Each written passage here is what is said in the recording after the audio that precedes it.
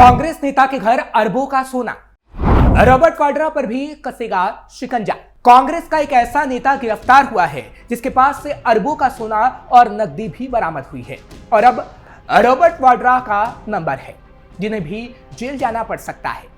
आज हम कांग्रेस के उन नेताओं का कच्चा चिट्ठा खोलेंगे जिसके पास ईडी गई तो अरबों का सोना मिला, नगद मिला, फिर भी राहुल गांधी अपनी टीम को पाक साफ बता रहे हैं।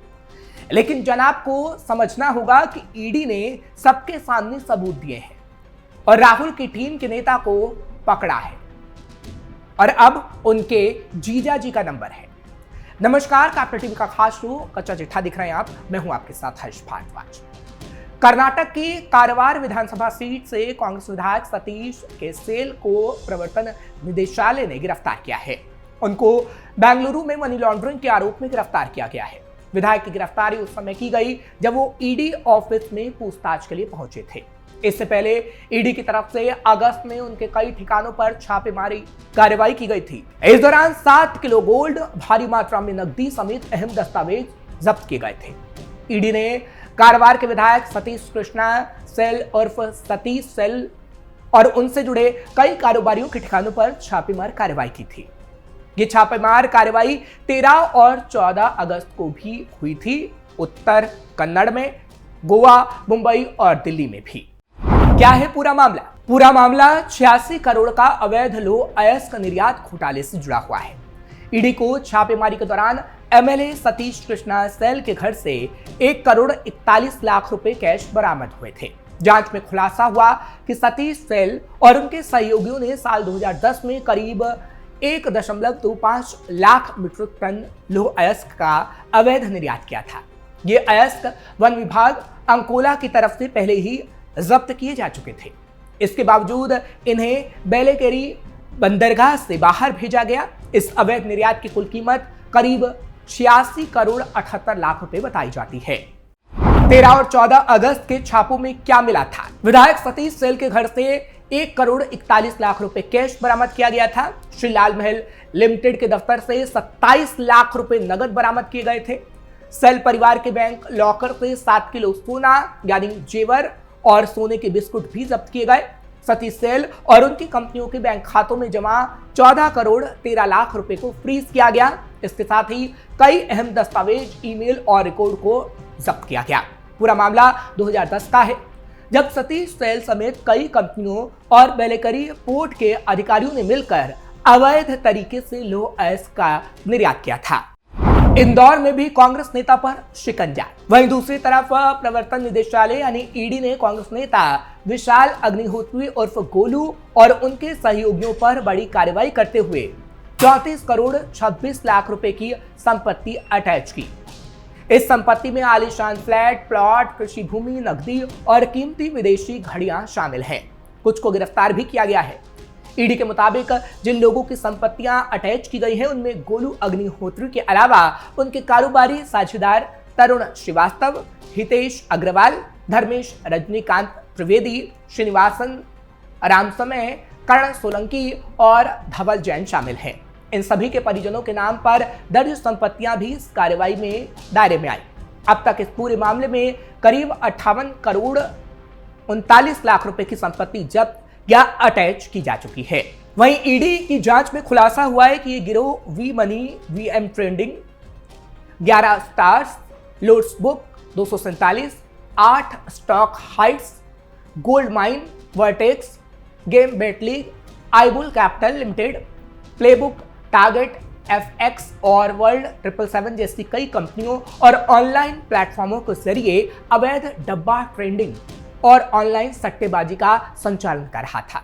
निवेशकों से जुटाई गई रकम को म्यूल बैंक खातों, हवाला नेटवर्क और क्रिप्टो करेंसी ट्रांजैक्शन के जरिए इधर उधर किया जाता था।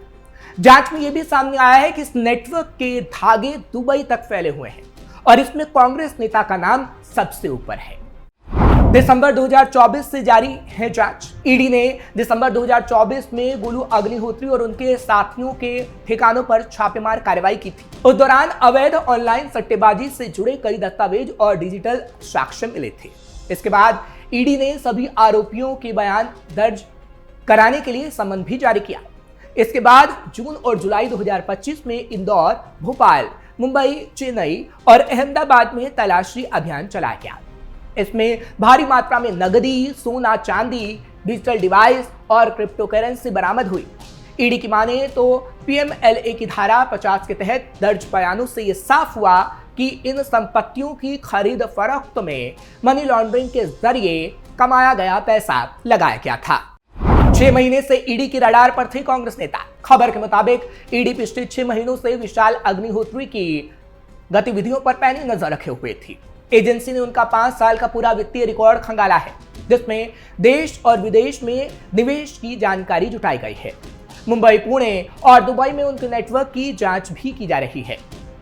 विशाल अग्निहोत्री को पूर्व मुख्यमंत्री कमलनाथ के बेहद करीबी में से एक माना जाता है। वर्तमान में वो इंदौर कांग्रेस के कार्यवाहक अध्यक्ष के रूप में अपनी भूमिका निभा रहे हैं।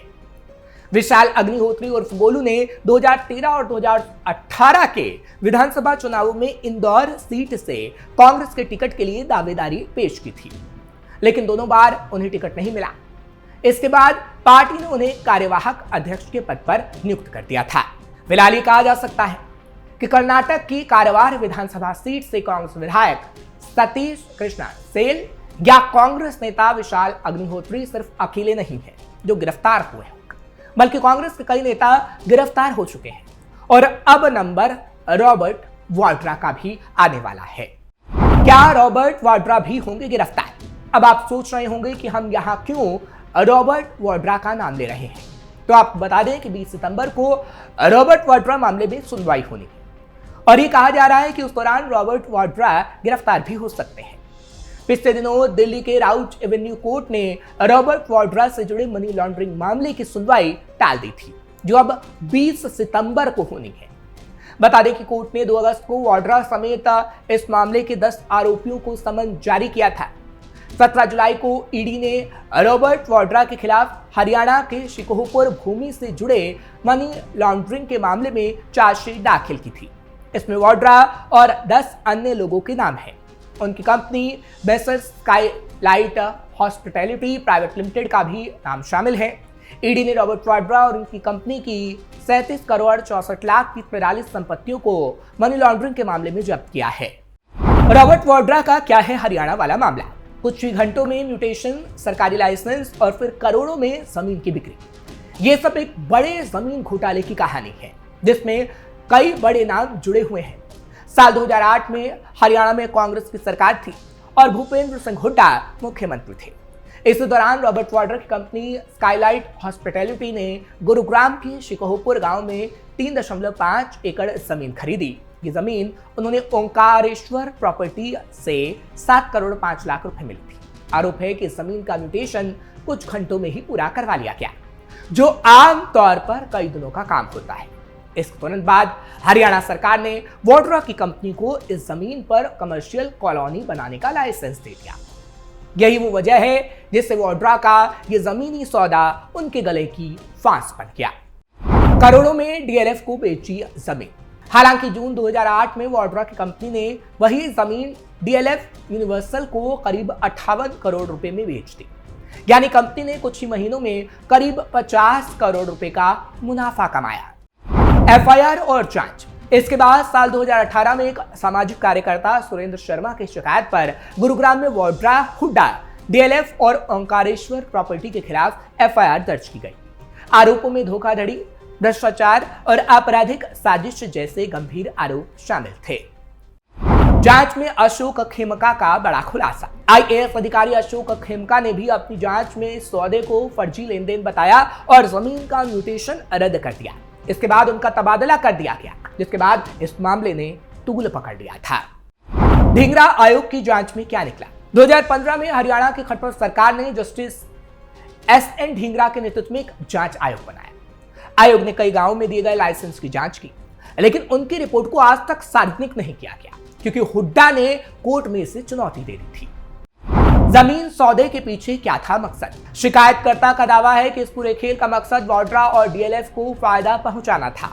यहां तक कि ओंकारेश्वर प्रॉपर्टी को चेक से पेमेंट दिया गया, लेकिन वो चेक कभी जमा ही नहीं हुआ, जिससे संदेह और बढ़ गया।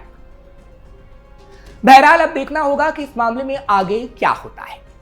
क्या रॉबर्ट वाड्रा गिरफ्तार होते हैं या नहीं, क्योंकि कई कांग्रेस नेता ईडी की गिरफ्त में आ चुके हैं और अब अगला नंबर किसका होगा वो देखने वाली बात होगी। फिलहाल कच्चा चिट्ठा में आज के लिए बस इतना ही। आपको खबर कैसी लगी कमेंट सेक्शन में जरूर बताएं। खबर को लाइक शेयर करें, कैपिटल टीवी को सब्सक्राइब करना मत भूलिएगा। कल फिर आपसे मुलाकात होगी। नमस्कार।